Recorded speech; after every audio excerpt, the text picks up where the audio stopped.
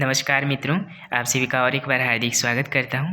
आज की इस वीडियो में हम यशोधरा के काव्य का भावार्थ समझेंगे, एक एक अर्थ को समझने का प्रयास करेंगे और साथ साथ आज की इस वीडियो में हम प्रश्न भी करेंगे आज जो हम पढ़ाई कर रहे हैं, और साथ साथ प्रीवियस ईयर जो क्वेश्चन आ चुके हैं वो भी चर्चा करने वाले हैं। शुरू करने से पहले इसके भावार्थ को समझ लेते हैं। यशोधरा काव्य 1933 में रचा गया था और यह एक प्रबंध काव्य है। इस काव्य में यशोधरा के विरह का वर्णन किया गया है, उनके दुख का वर्णन किया गया है और साथ साथ उनके त्याग और आत्मसम्मान का भी स्पष्ट रूप से वर्णन किया गया है। और किस प्रकार गौतम बुद्ध संसारिक मोहमाया को त्याग कर सिद्धि प्राप्त करने के लिए, सत्य की खोज करने के लिए यशोधरा और उनके एकमात्र पुत्र राहुल को त्याग कर घर से चले जाते हैं, और इसी प्रक्रिया को महाभिनिष्क्रमण भी कहा जाता है। तो चलिए शुरू करते हैं मित्रों। पहला शुरू होता है सिद्धार्थ से।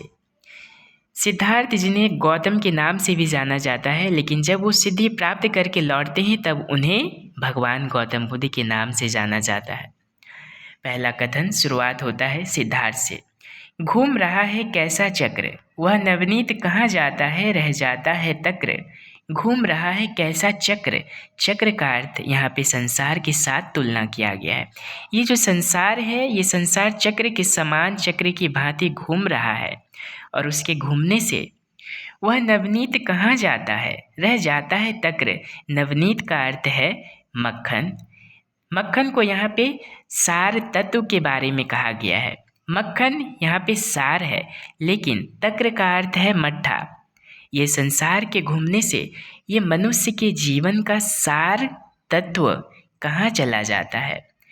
नवनीत मतलब सार तत्व कहा गया है, यानी कि मक्खन जीवन का सार तत्व के साथ तुलना किया गया है, और तक्र यानी कि मट्ठा इसे सारहीन तत्व के साथ तुलना किया गया है। ये जो संसार है, मनुष्य का जीवन में जो सार तत्व है वो कहाँ चला जाता है, बस सारहीन ही रह जाता है। फिर आगे कहते हैं, पिसो पड़े हो इसमें जब तक, क्या अंतर आया है अब तक। कहते हैं कि ये संसार में पड़े रहो और इसमें पिसाते रहो, इस चक्र में घूमते रहो और दुख पीड़ा को सहते रहो। क्या अंतर आया है अब तक। वो प्रश्न पूछ रहे हैं कि इस संसार में इतने दिनों तक आप जीवित रहें, लेकिन क्या अंतर आया है, क्या कोई परिवर्तन आया है। नहीं। सही अंत तो गत्वा, कब तक। सही अंतः तो गत्वा, इसका अर्थ है कि आखिर कब तक। सहे तो आखिर कब तक, इस संसार के दुख पीड़ा को हम कब तक सहेंगे, और इसी चक्र में हम पीसते रहेंगे। हम इसकी गति वक्र, घूम रहा है कैसा चक्र, और हम इस गति में, हम इस संसार की वक्र गति में, संसार की इस तेज गति में, वक्र मतलब टेढ़ा, इस चक्र में हम पिस रहे हैं, हम पिसा रहे हैं। घूम रहा है कैसा चक्र, और सिद्धार्थ ये प्रश्न कर रहे हैं कि ये संसार का कैसा चक्र है, ये सार तत्व, जीवन का जो सार तत्व है, ये कहाँ चला जाता है, आखिर हम कब तक सहेंगे इस पीड़ा को। फिर कहते हैं कि कैसे परित्राण हम पावे, किन देवी को रोवे गावे, पहले अपना कुशल मनावे।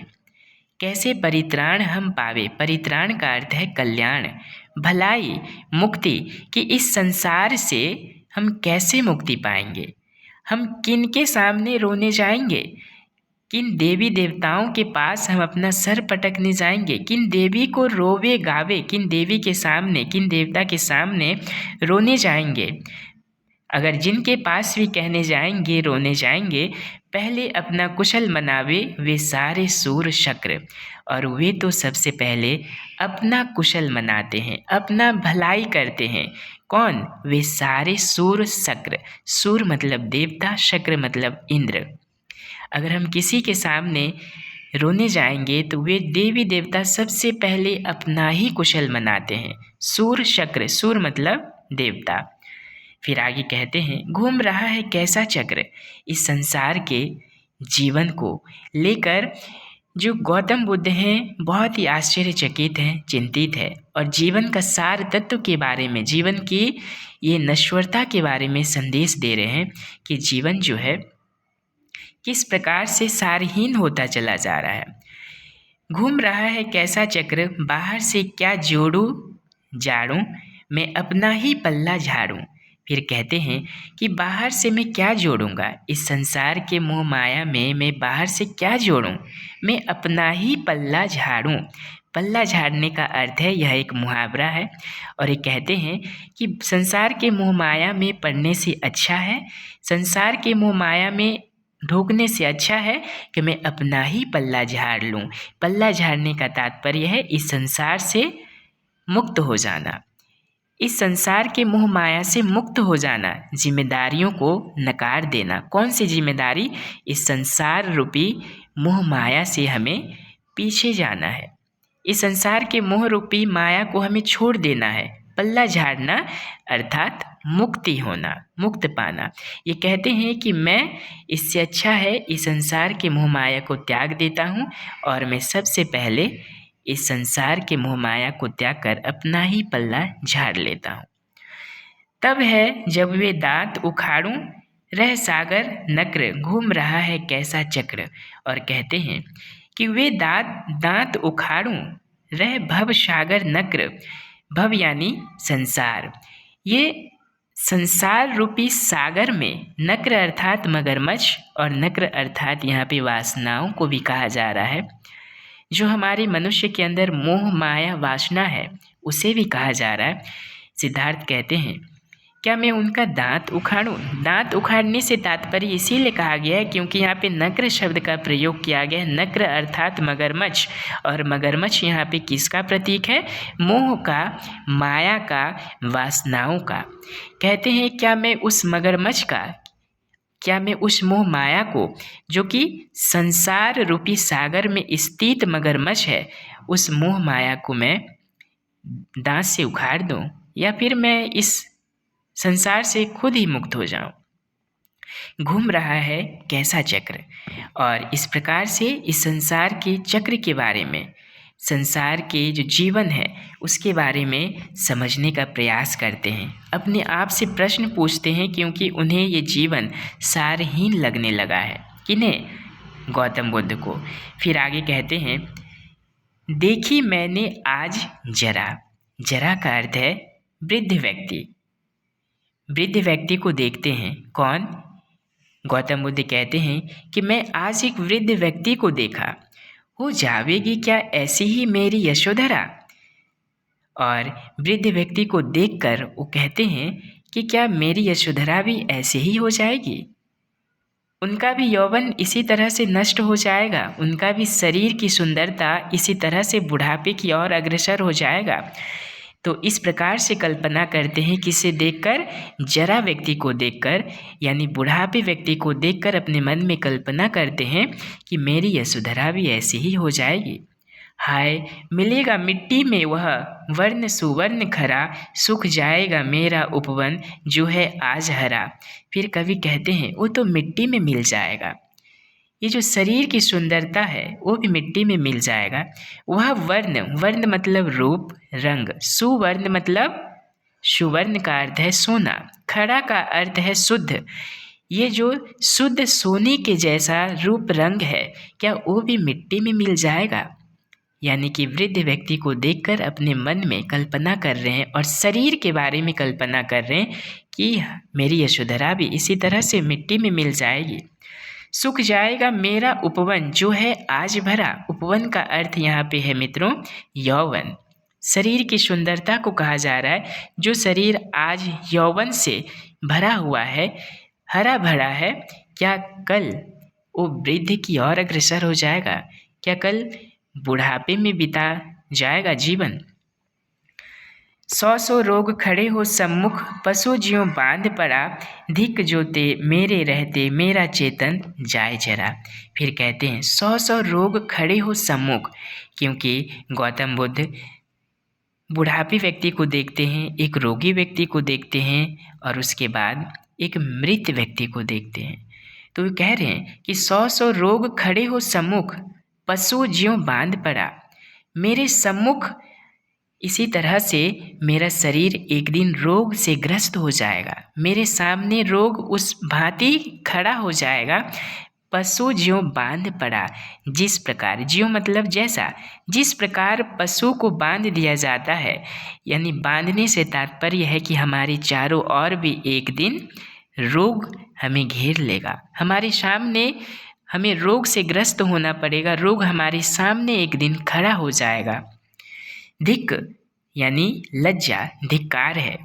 गौतम बुद्ध कहते हैं कि धिक्कार है जो मेरे रहते मेरा चेतन जाए चरा, और मेरे जीवित रहते अगर मेरा चेतन जाए चरा, चेतन मतलब बुद्धि, जाए चरा यहाँ पे एक मुहावरा है, चेतन जाए चरा का अर्थ है बुद्धि नष्ट हो जाना, बुद्धि भ्रष्ट हो जाना। कहते हैं अपने आप से प्रश्न पूछ रहे हैं कि मेरे जीवित रहते अगर मेरा चेतन इस तरह से नष्ट हो जाएगा, भ्रष्ट हो जाएगा, तो मुझे धिक्कार है। फिर आगे कहते हैं, रिक्त मात्र है क्या सब भीतर, बाहर भरा भरा कुछ ना किया, यह सोना भव भी यदि मैंने ना तरा। कहते हैं रिक्त मतलब खाली, मात्र मतलब केवल, ये तो सब भीतर में खाली जैसे लग रहा है। मनुष्य का जो जीवन है, ये जो संसार है, ये संसार खाली मात्र है और बाहर भरा भरा सा लग रहा है। ये दिखावा है, ये संसार का मोह माया से भरा हुआ है, क्योंकि बाहर हरा भरा है और अंदर खाली मात्र पड़ा हुआ है। कुछ ना किया या सोना भव भी यदि मैंने ना तरा। कहते हैं सोना भव यानी खाली संसार को, तरा का अर्थ है मुक्त होना। कहते हैं कि यदि मैं जीवित रहते इस संसार से मुक्ति प्राप्त नहीं कर पाया, तो समझ लूँगा कि मैंने कुछ नहीं किया है। कुछ ना किया, मैं कुछ नहीं कर सकता, मैं कुछ नहीं करूँगा यदि मैं इस संसार से मुक्ति नहीं पा सकता। तो मित्रों, आज के लिए इतना ही रखते हैं और आगे हम प्रश्न की ओर बढ़ते हैं। पहला प्रश्न है मित्रों आपके सामने, महाप्रजापति कौन है? ये इंट्रोडक्शन पार्ट से आया हुआ प्रश्न है, LTR में पूछा गया है। महाप्रजापति कौन है? यशोधरा की माँ है, सिद्धार्थ की माँ है, नंद की पत्नी है, शुद्धोधन की बहन है। तो महाप्रजापति जो है सिद्धार्थ की माँ है और सिद्धार्थ की दूसरी माँ है महाप्रजापति। और सिद्धार्थ की उनकी पहली माँ कौन थी? माया देवी। और सिद्धार्थ के पिताजी का नाम क्या है? सिद्धार्थ के पिताजी का नाम शुद्धोधन है। तो राहुल के दादाजी का नाम क्या है? ये प्रश्न भी पूछा गया है मित्रों। राहुल के दादाजी का नाम है क्या? शुद्धोधन, जो कि गौतम जी के पिताश्री हैं। घूम रहा है कैसा चक्र किसकी पंक्ति है? ये पंक्ति कौन बोले हैं? ये पंक्ति जो है सिद्धार्थ के द्वारा ही कहा गया है। वह नवनीत कहाँ जाता है, रह जाता है तक्र से क्या आशय है? जीवन की क्षणभंगुरता, समय का परिवर्तन, जीवन का सार तत्व और सारहीन तत्व। तो इसका सही आंसर होगा मित्रों, जीवन का सार तत्व और सारहीन तत्व। नवनीत का अर्थ है सार तत्व, मतलब मक्खन। मक्खन निकलने के बाद दूध में क्या बच जाता है? तक्र बच जाता है। तक्र का अर्थ है मट्ठा। मट्ठा जो कि एक सारहीन तत्व के साथ समान है। इसी प्रकार गौतम बुद्ध कहते हैं कि मनुष्य का जीवन भी इसी प्रकार है।